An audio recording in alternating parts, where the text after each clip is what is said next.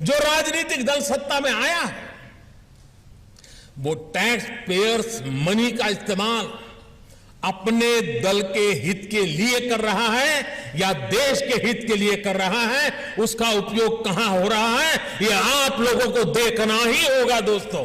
नमस्कार दोस्तों, आपके साथ मैं हूं मुबश्शर। दोस्तों, जैसे जैसे कर्नाटक चुनाव नजदीक आ रहे हैं वैसे वैसे कर्नाटक की राजनीति भी अलग मोड़ ले रही है। बीजेपी में लगातार टूट साफ तौर पर दिखाई दे रही है, यानी कि संकट के बादल बुरी तरह से छाए हुए हैं। एक के बाद एक भाजपा के बड़े बड़े नेता पार्टी छोड़ रहे हैं। चुनाव से पहले भाजपा के कई बड़े चेहरे इस्तीफे भी दे चुके हैं। वहीं कांग्रेस पार्टी को चुनाव में बढ़त मिलती हुई दिखाई पड़ रही है। कई सारे सर्वो और ओपिनियन पोल्स में भी कांग्रेस को जीत मिलती दिख रही है, तो वहीं भाजपा को बुरी तरह से हार के संकेत दिखाई दे रहे हैं। दोस्तों, आज इस वीडियो में हम बात करने वाले हैं और दो मुद्दों पर आपका ध्यान में खींचना चाहूंगी। पीएम मोदी ने दो ऐसी बातें कही थी जिसका सीधा सीधा असर कर्नाटक चुनाव पर तो पड़ेगा ही, साथ ही 2024 के लोकसभा चुनाव पर भी इसका बहुत बुरा असर देखने वाला है। दोस्तों, सबसे पहले आप पीएम मोदी का यह बयान सुनिए। मौका था सिविल सेवा दिवस का, जहां पर प्रधानमंत्री नरेंद्र मोदी ने कहा कि जो पार्टी सत्ता में आई वो टैक्स का पैसा अपने लिए इस्तेमाल कर रही है, देश के लिए आपको नजर रखनी होगी। तो वीडियो देखिए आप पहले।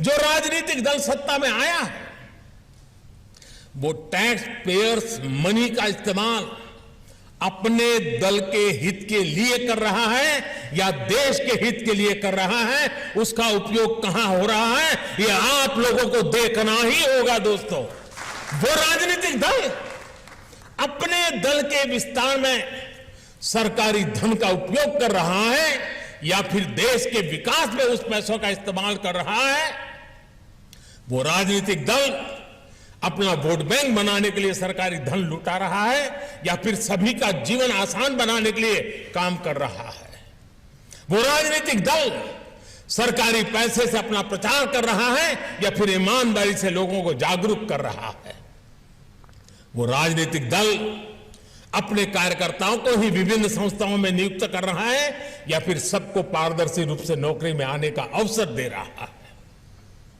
वो राजनीतिक दल नीतियों में इसलिए तो फेरबदल नहीं कर रहा ताकि उसकी आकाओं की काली कमाई के नए रास्ते बने।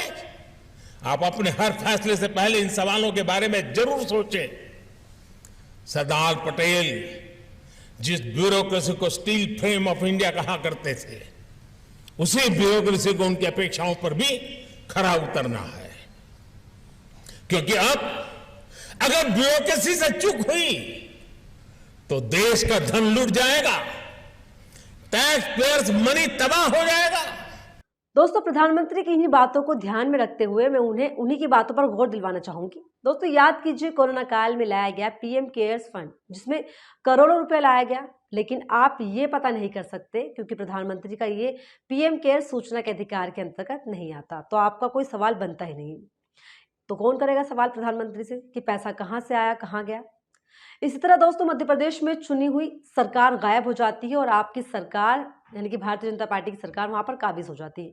कर्नाटक में भी यही दिखाया गया कि बीजेपी की सरकार सत्ता नहीं हासिल कर पाई और ठीक ऐसा ही हाल महाराष्ट्र में भी देखा गया, जहां पर विधायकों को अपने अंडर लेकर एक राज्य से दूसरे राज्य ले जाया गया, घुमाया गया।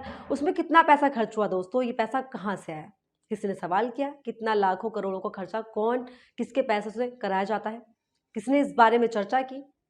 दोस्तों, ठीक ऐसे ही टर्म है सीक्रेट इलेक्टोरल बॉन्ड, यानी कि इलेक्टोरल गुप्त चुनावी चंदा। दोस्तों, इसकी योजना पहली बार 2016 में तत्कालीन वित्त मंत्री अरुण जेटली ने बनाई थी और 2017 के बजट में इसे कानूनी जामा पहना दिया गया और 2018 में इस योजना को देश में लागू कर दिया गया।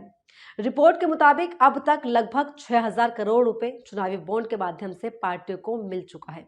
और मजे की बात दोस्तों इसमें यह रही कि 95% पैसा सत्ताधारी दल यानी कि बीजेपी को मिला है। दोस्तों, समझिए कि इसका इस्तेमाल कैसे किया जाता है और किन हालातों में किया जाता है। इलेक्टोरल बॉन्ड की स्कीम यह है कि अगर आपको अपनी पसंदीदा पार्टी को चंदा देना है तो आप स्टेट बैंक जाइए, वहां बैंक खाते से भुगतान कर कितनी भी राशि का इलेक्टोरल बॉन्ड खरीद लीजिए। अब आपके हाथ में कूपन आ गया जिस पर ना कोई नंबर है, ना तो आपका नाम लिखा है और ना ही जिस पार्टी को दिया जाएगा उसका नाम लिखा है। अब आप जिस भी पार्टी को चाहे वो कूपन थमा दीजिए, पार्टी अपने अकाउंट पे कूपन को जमा करा देगी, आपको इनकम टैक्स से पूरी छूट मिलेगी। लेकिन यह नहीं बताना पड़ेगा कि पैसा किसे दिया जाएगा। इस तरह पार्टी अपने हिसाब से इस चंदे को दिखाएगी, लेकिन यह नहीं बताएगी कि चंदा किसने दिया है। दोस्तों ये वही सीक्रेट इलेक्टोरल बॉन्ड है जिसका विरोध रिजर्व बैंक ऑफ इंडिया और चुनाव आयोग ने किया था, ये कहते हुए कि अगर सीक्रेट इलेक्टोरल बॉन्ड यानी गुप्त चुनावी चंदा हकीकत में आ जाता है तो इसका नुकसान विपक्षी पार्टियों को होने वाला है, साथ ही देश को भी होने वाला है, यानी कि देश के लोकतंत्र को इसका खामियाजा बुरी तरह से भुगतना पड़ेगा। दोस्तों आप और हम देखते हैं कि राज्य में सरकारें गिरती हैं और इसके पीछे पूरा क्या खेल तमाशा चलता है वो भी आप देखते हैं। विधायक एक जगह से दूसरी जगह पर पहुंच जाते हैं और यही ड्रामा चलता रहता है। लाखों करोड़ों रुपए मिनटों में यूं ही खर्च हो जाते हैं। तो यहाँ सवाल बनता है कि इतना सारा पैसा आता कहाँ से है और वो कौन खर्च करता है, किसके अंडर वो पैसा खर्च कराया जाता है।